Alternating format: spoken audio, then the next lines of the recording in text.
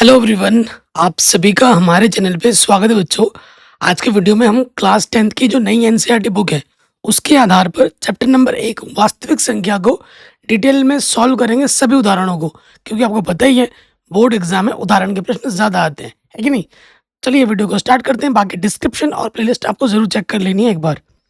पहले क्वेश्चन पे आ जाते हैं। ये क्वेश्चन 4 नंबर में, जी हाँ 4 नंबर में वेरी वेरी वेरी इंपॉर्टेंट है। क्वेश्चन क्या बोल रहा है? संख्याओं 4 की पावर n पर विचार कीजिए जहां n एक प्राकृतिक संख्या है। जांच कीजिए क्या n का कोई ऐसा मान है जिसके लिए 4 की पावर n अंक शून्य पर समाप्त होता हो। ठीक है, तो देखो एग्जाम में कैसे हल करना है, बिल्कुल वैसे मैं लिख पाऊंगा आपको। तो हमारे पास संख्या क्या है? 4 की पावर n है।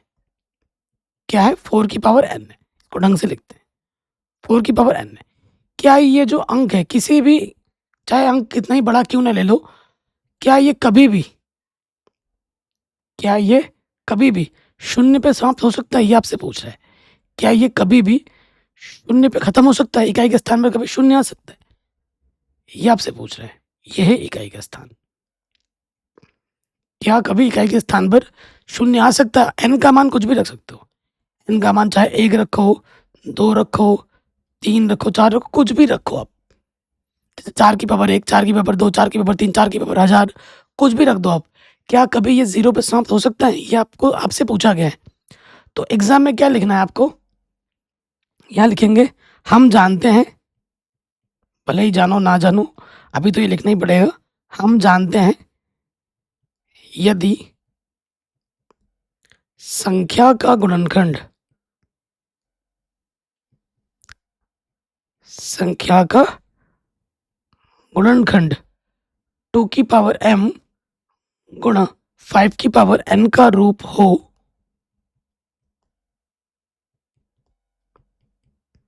तो संख्या शून्य पर समाप्त होती हैं। अब इस कथन का मतलब क्या है ये अच्छे से जान लेते हैं। यहाँ क्या लिखा है मैंने? 2 की पावर m गुणा 5 की पावर n, यही लिखा ना मैंने। अब यहाँ पता है मतलब जब आप कोई जो संख्या दे रखी होगी ना उसका गुणनखंड करोगे तो कम से कम एक बार 2 और एक बार 5 आना ही चाहिए। एक से ज़्यादा बार आएगा चलेगा, लेकिन कम से कम एक बार 2 और एक बार 5 का होना अनिवार्य है, आवश्यक है। तो जो प्रश्न में दे रखा है उस पर आ जाओ। तो यहाँ लिखेंगे प्रश्नानुसार। ठीक, प्रश्नानुसार हमारे पास संख्या क्या है? 4 है, तो लिखेंगे यहाँ पर हम 4। 4 का गुणनखंड करोगे 2 दूनी 4, 2 एकम 2। ठीक है, 2 दूनी 4, 2 एकम 2। तो 4 का जब हमने गुणन किया 2 कितनी बार है? 2 बार है। क्या इसमें 5 है? नहीं है, तो आप लिखोगे चूंकि 4 का गुणनखंड, क्योंकि 5 नहीं है ना तो मना करना है।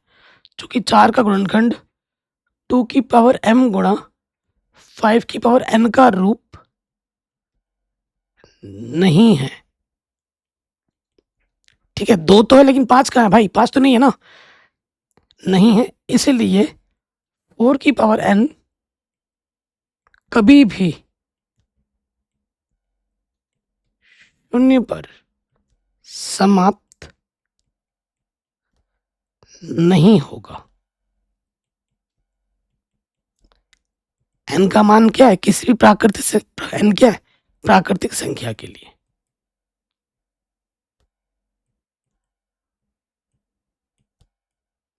ये आपको एग्जाम में बिल्कुल डिट्टो ऐसे लिखना है जैसे मैंने लिखवाया आपको।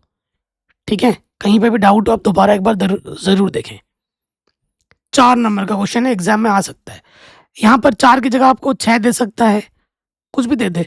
ठीक है, अगर गुणनखंड करने पे 2 और 5 आएगा तो 0 पे समाप्त होगा। 2 और 5 एक एक बार आएगा तो नहीं होगा। 2 और 5 का होना अनिवार्य है। 2 और 5 के अलावा कोई भी अन्य संख्या हो तो भी 0 पे समाप्त होगा। मतलब कुल मिला के 2 और 5 का होना अनिवार्य है। ठीक, अगला क्वेश्चन वेरी इंपॉर्टेंट है, 2 नंबर में एग्जाम में आता है। कह रहे 6 और 20 के अभाज्य गुणनखंड विधि से HCF और LCM ज्ञात कीजिए। ठीक है, यहाँ हल लिख देंगे, जो संख्या दे रखी है वो लिखेंगे। एक तो दे रखा है 6 और दूसरा दे रखा है 20। तो गुणनखंड करेंगे हम 6 का और 20 का। तो 2 3 यहाँ 6, 3 एकम 3। जब तक एक ना आ जाए तब तक करना होता है। फिर इस वाले में आ जाओ, गुणनखंड करना है 20 का और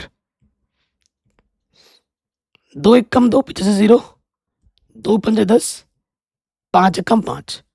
देखो मेरे भाई, 6 को मैं लिख सकता हूँ 2 एक बार है, 3 एक बार है। और 20 में मैं क्या कर सकता हूँ, 20 2 कितनी बार है, 2 बार, और 5 है एक बार।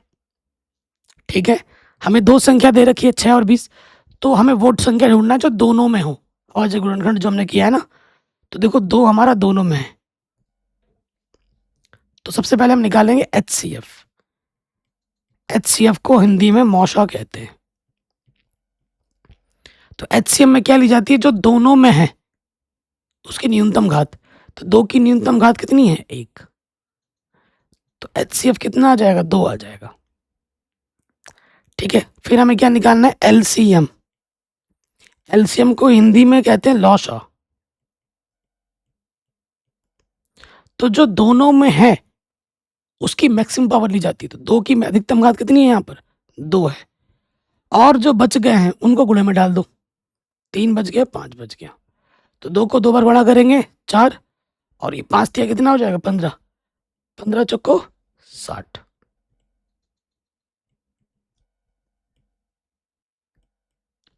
ठीक है, मौशा होगा 2, लौशा होगा 60। एक जांच भी है होती है आपके पास, कभी कभी एग्जाम में जांच करने के लिए भी आ जाते हैं।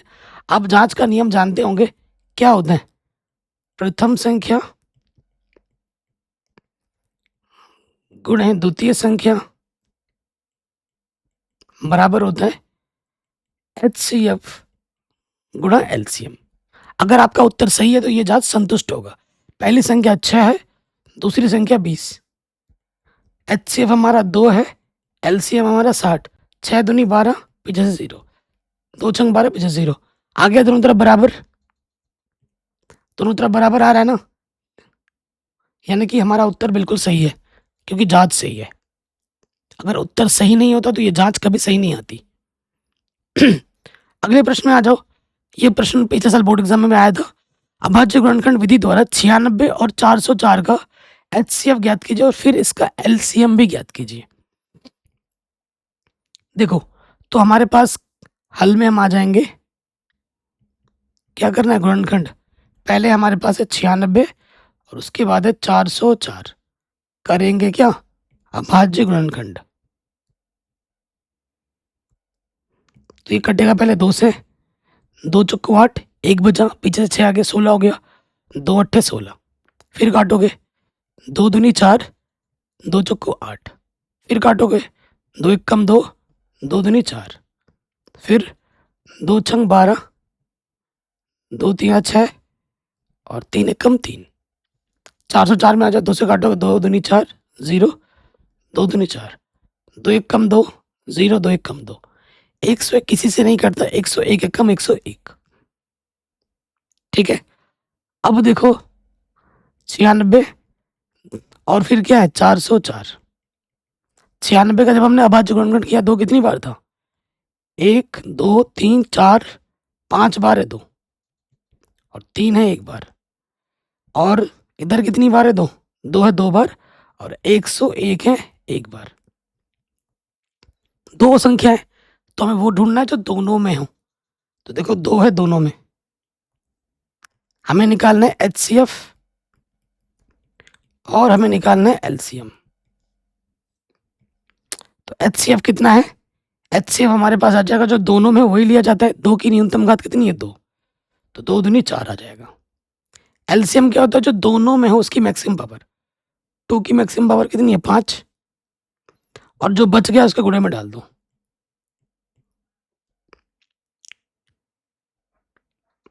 ठीक है, तो यहाँ 2 को 5 में गुणा करो, 2 दूनी 4 दूनी 8 दूनी 16 दूनी 32, 32 गुणा 3, और यहाँ है 101। तो 3 दूनी 6, 3 तिया 9, 96 एक कम 96, 96 कम 96, तो जो लौशा आ जाएगा वो आ जाएगा 96 96, 9696। आराम से हो गया। वेरी वेरी इंपॉर्टेंट है, बोर्ड एग्जाम में पूछा जाता है, पूछा गया है इस क्वेश्चन को। अगले प्रश्न में अभी तक हम 2 2 वाले कर रहे थे, 3 संख्या आ गए। संख्या 6, 72, 120 का अभाज्य गुणनखंड विधि द्वारा HCF और LCM ज्ञात कीजिए। तो नियम वही है, ठीक है। तो यहाँ आ जाएंगे 6, यहाँ लिखेंगे हम 72 और यहाँ लिखेंगे हम 120। गुणनखंड करते हैं, 6 का 72 का 120 का, करें गुणनखंड। तो ये देखो 2 3 6, 3 1 कम 3, 2 3 6, 1 बचा 12 हो गया, 2 छंग 12, 2 1 कम 2, 2 8 16, 2 9 18, 3 3 9, 3 1 कम 3। जब तक 1 ना आए तब तक करते हैं। 2 छंग 12, 0 पीछे से, 2 3 6 पीछे से 0, 2 1 कम 2, 1 बचा 10 हो गया, 2 5 10, 3 ही बचे 15 और 5 1 कम 5। तो हमारे पास संख्या है 6, 72, 120। 6 में 2 है और 3 है। 72 में 2 कितनी बार है? 1 बार, 2 बार, 3 बार। 2 है 3 बार, 3 है 2 बार। फिर आ जाओ 120 में।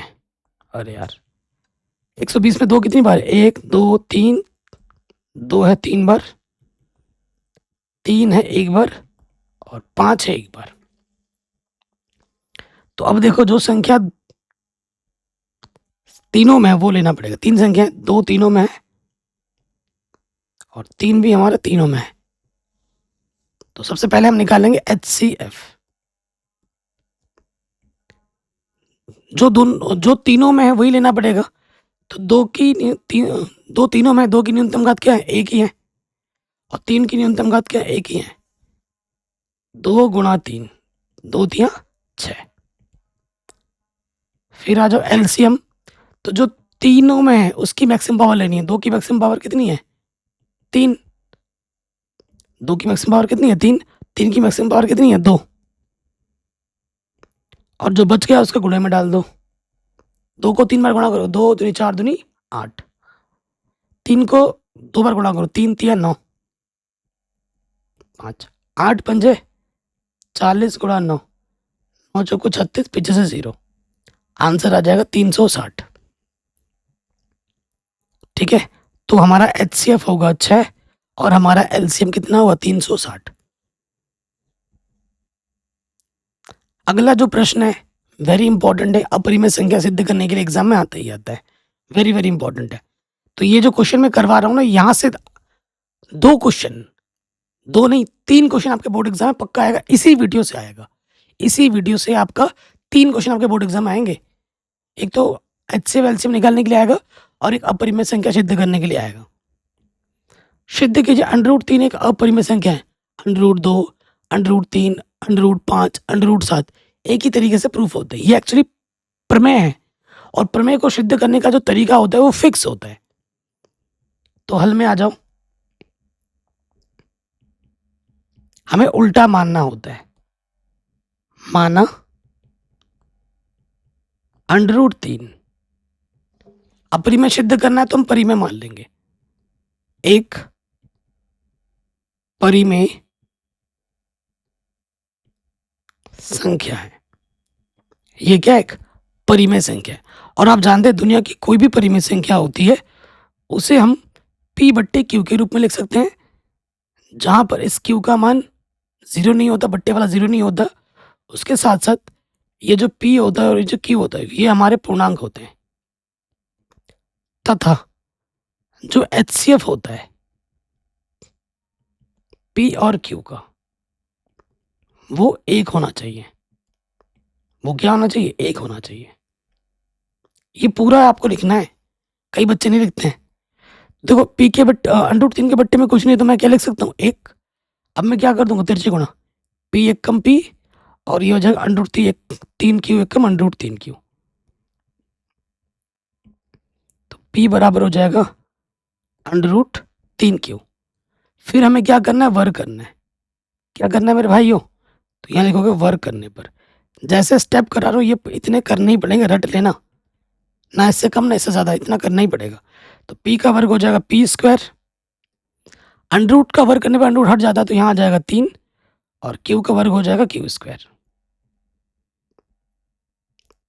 ठीक है, तो यहाँ गुणज क्या है, 3 है q² का, तो आप क्या लिखोगे, चूंकि p² 3 से विभाजित है, इसलिए p भी 3 से विभाजित होगा। अगर p² 3 से कटता है ना, तो p भी हमारा कितने से कटता है, 3 से कटता है। ठीक हो गया। अगले स्टेप में आ जाओगे, माना p, फिर से मान लेना p, यहाँ पे संख्या कितनी है, 3 है ना, 3 मानोगे, और फिर से आपको क्या करना है, वर्क करना है।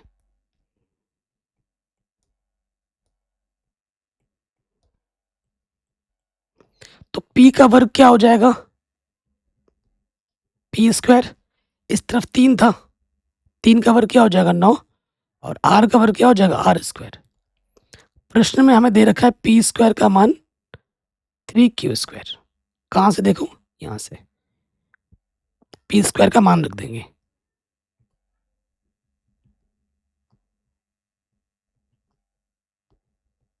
काटोगे तो देखो 3 3 9, तो q² क्या आ जाएगा, 3r²। q² कितना मिल गया, 3r²।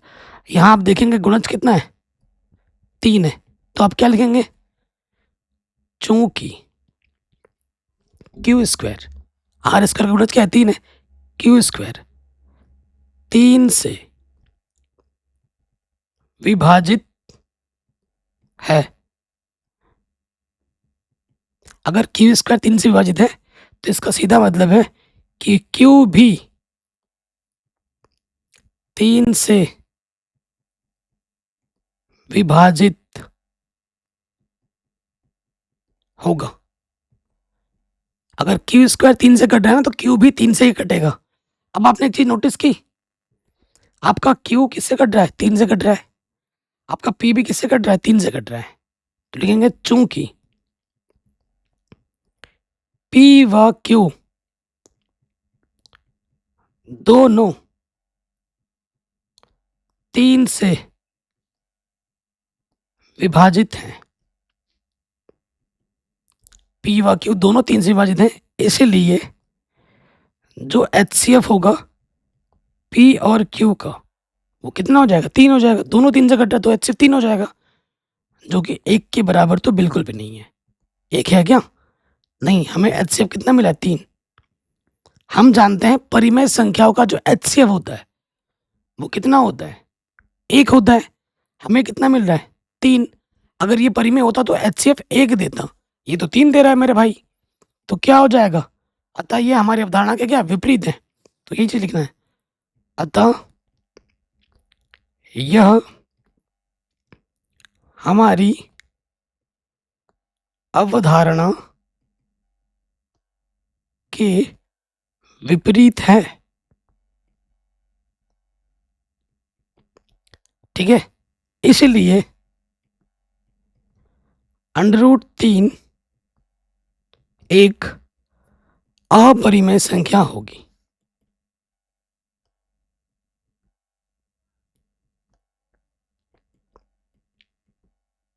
ठीक है, एग्जाम में बिल्कुल इसी प्रकार से लिखना है जैसे मैंने आपको लिखा है। ठीक है, इति सिद्धम, हेंस प्रूव्ड।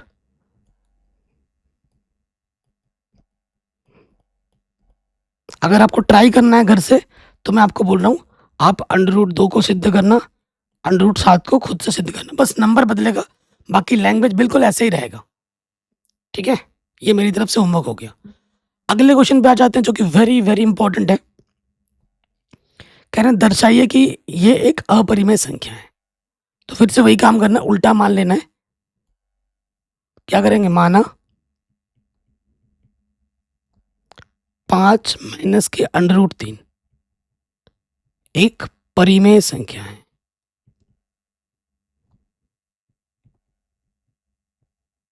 ये क्या है मेरे भाइयों, एक परिमेय संख्या है। और हर एक परिमेय संख्या क्या होती है कि उसको हम p बट्टे q के रूप में लिख सकते हैं, जहां पर q का मान 0 नहीं होता, उसके साथ p और q हमारे क्या होते हैं, पूर्णांक, तथा जो HCF होता है p और q का वो 1 होना चाहिए। अब आप लग रहा होगा कि भाई उसमें अंडर रूट 3 को इतना लंबा टाइम लग गया, इसमें तो और ज़्यादा टाइम लगेगा। नहीं, ये प्रश्न और आसान हो गया। क्या करना है कि आपको बस अंडर रूट वाले को एक तरफ रखना है, बाकी सबको दूसरी तरफ। p बट्टा q है, प्लस के तरह के क्या हो जाएगा, माइनस का, और अंडर रूट 3 माइनस के तरह के क्या हो जाएगा, प्लस का। ठीक है, इसको आप क्या करेंगे, डब्बे में बंद कर दो और समीकरण एक मान लो। इसको एक समीकरण मान लेते हैं। 5 क्या है, परिमेय संख्या, p बट्टे q है, परिमेय संख्या। परिमेय में परिमेय घटाओ, जोड़ो, गुणा करो, भाग करो, परिमेय रहता है। तो ये है परिमेय। और अभी जस्ट आपने प्रूफ किया कि अंडर रूट 3 क्या होता है, अपरिमेय। अभाज्य संख्या के ऊपर अंडर रूट लगने पे वो अपरिमेय हो जाता है। तो एक तरफ परिमेय है और एक तरफ अपरिमेय, और बीच में लग रहा है बराबर। एक ही मियान में दो तलवार हो सकता है, दो जानी दुश्मन एक साथ खाना खा सकते हैं? नहीं, तो ये चीज मना हो जाएगी। तो वो आपको मत बताना है यहाँ पर। चूंकि 5 माइनस p बट्टे q एक परिमेय संख्या है,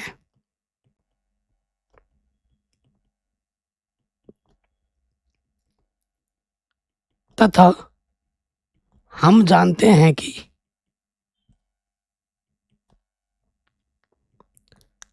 अंडर रूट 3 एक अपरिमेय संख्या है।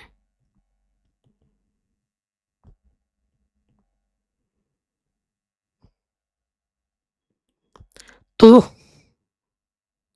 यहां लिख देंगे, अतः समीकरण 1 से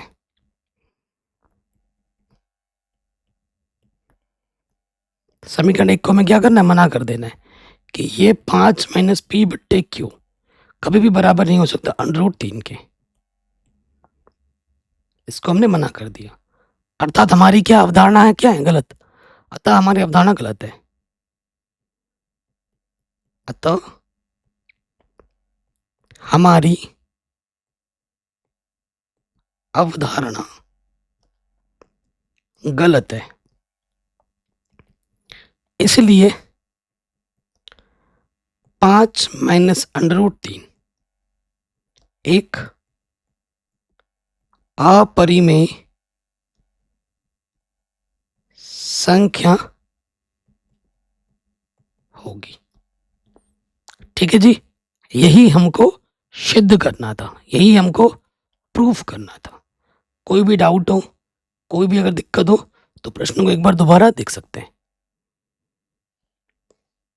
सेम टाइप का और एक क्वेश्चन है, और ये हमारा आखिरी प्रश्न है।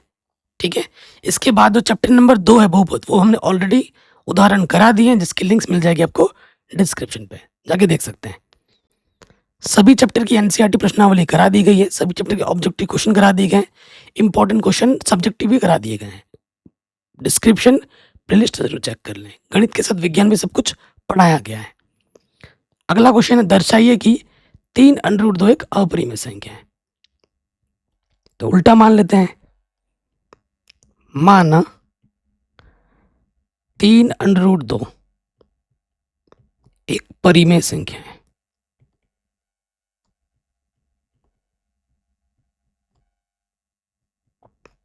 ठीक है, अगर ये परिमेय है तो किसी भी परिमेय संख्या को हम p बट्टे q के रूप में लिख सकते हैं, जहां पर q का मान 0 नहीं होता और p और q हमारे क्या होते हैं, पूर्णांक होते हैं, तथा जो HCF होता है p और q का वो 1 होना चाहिए। ठीक, अब देखो लॉजिक तो वही है कि अंडर रूट को एक तरफ रखना है और बाकी सबको दूसरी तरफ। ये 3 गुणे में रख के क्या हो जाएगा, बट्टे में।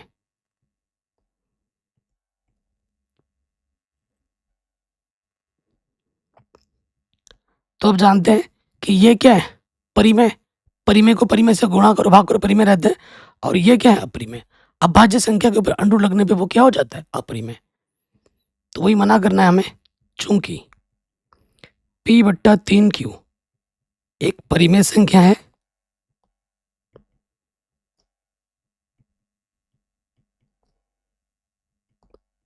तथा हम जानते हैं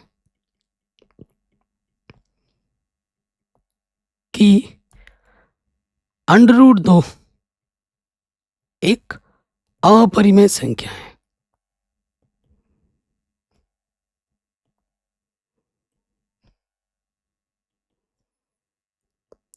ठीक है, अतः समीकरण 1 से, समीकरण 1 क्या है, √2 और ये चीज कभी भी आपस में बराबर नहीं हो सकती। ये परिमेय है और ये अपरिमेय, कहां से बराबर हो जाएगा, मना कर देंगे। ठीक है, अर्थात इसको हमने मना कर दिया, यानी कि हमारी अवधारणा क्या हो गई, गलत। अतः हमारी अवधारणा गलत है।